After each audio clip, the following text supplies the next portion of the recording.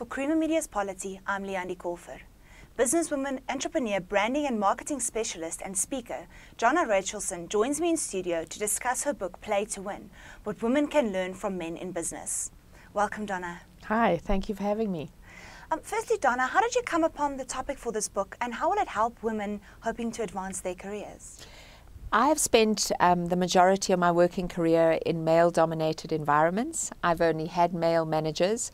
So I believe that I've come to understand the kind of male psyche in business. I was also called in by a blue-chip corporate to interview some of their leading ladies to see what they were doing to get ahead in business. And what I noticed is that many of these women thought like men, but they were much better. They had attributes and qualities that were very powerful and redeeming for them as women.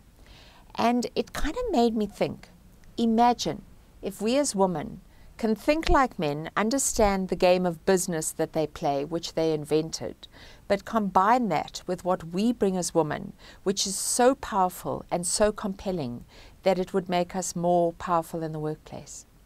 And then what is the current standing of women in business, and how does this differ from the situation in the past? I think women don't have the best deal. I mean, the stats are not great. Only 15% of women are represented on boards. If we look at the percentage of women in senior management positions, it's been static over the past 7 years. It's sitting at between 26 to 28%.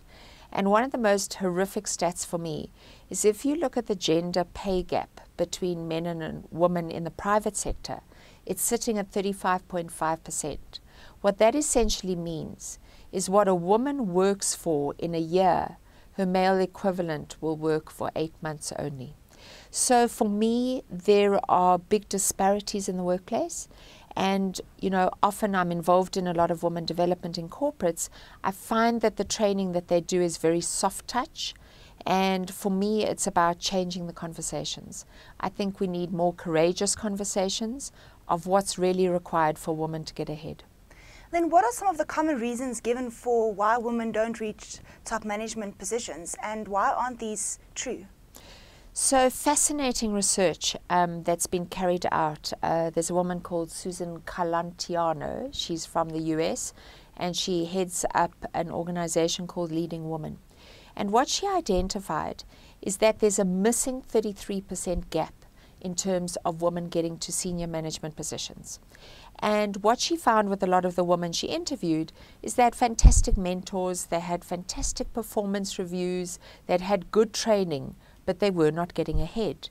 And this missing 33% was based on strategic, financial, and business acumen, which in many cases women weren't trained to develop those capabilities.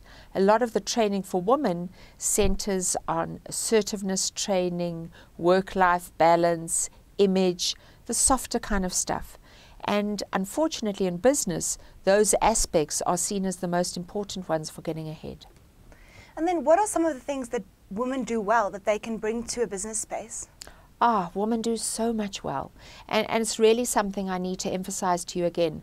I am not proposing in my book that we become like men, and I'm not proposing that we take them head on.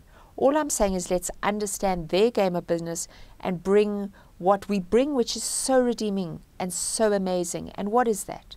We are brilliant at developing relationships. We are intuitive. We are very empathic. We are very collaborative. We're able to connect the dots.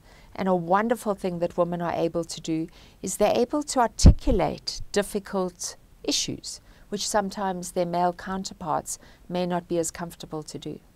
And then in the book, you highlight 9 lessons that women can learn from men in business.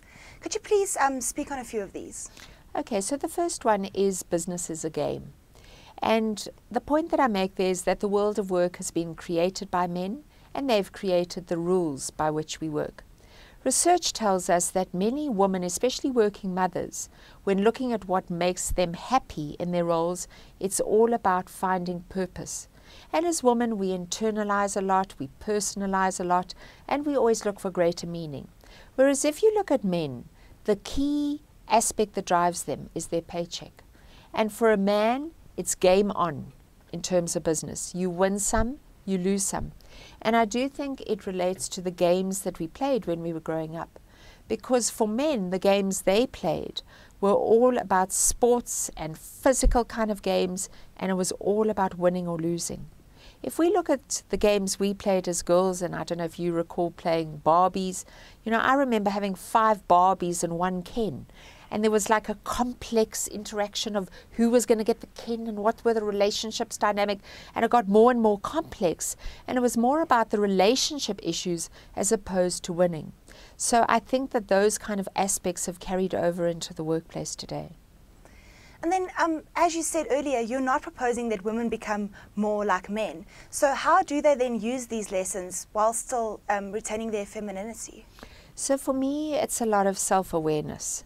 And just becoming aware of the situations you find in. So, for example, there is one kind of key lesson, which is don't take it personally. So men are trained to mask their feelings. They don't demonstrate deep emotion in the workplace. Whereas women, we tend to vent our frustration. We tend to kind of show emotion, and we're sometimes labeled as emotional. Okay, so, but you, and for example, like, what a woman doesn't do well is if she has a personal fallout with somebody, she can't see how she can still have a business relationship with that person because we tie the two together so strongly.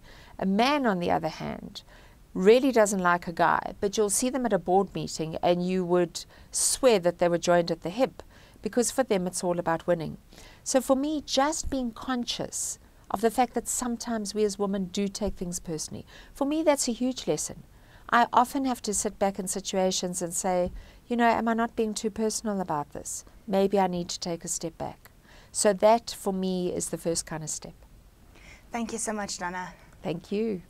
That was Donna Rachelson speaking to Creamer Media's Polity about her book, Play to Win.